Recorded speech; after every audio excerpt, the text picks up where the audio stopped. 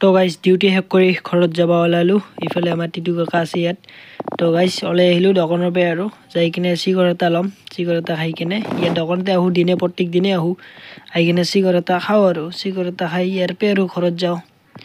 তো ইয়াক চিগাৰেট দিব কৈ আছোঁ, ই বেলেগ ঠাণ্ডাত আছে আৰু।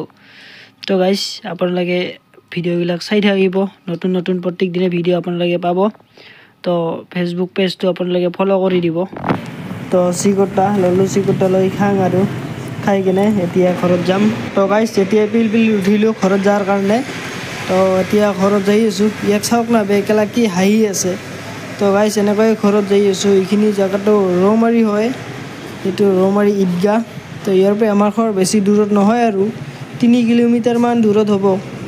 তো এই চিধা ৰাস্তাই যাব লাগে আৰু আমাৰ ঘৰ। তো ভিডিঅ'বিলাক কেনেকুৱা হয় আপোনালোকে অলপ কমেণ্ট কৰি জনাবচোন গাইজ। তো গাইজ ইয়াতে চাওক স্পীড ব্ৰেকাৰ।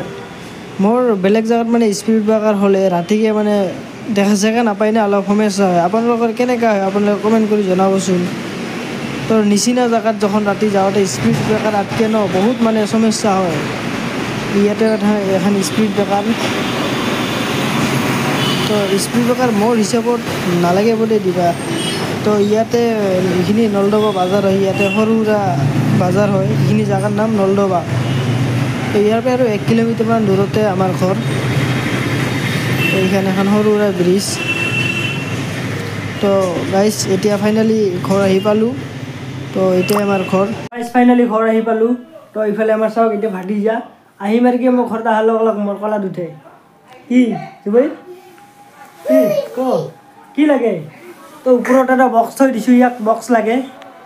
তো গাইজ ভিডিঅ'টো আজিৰ কাৰণে এইখিনিয়ে, বাই বাই।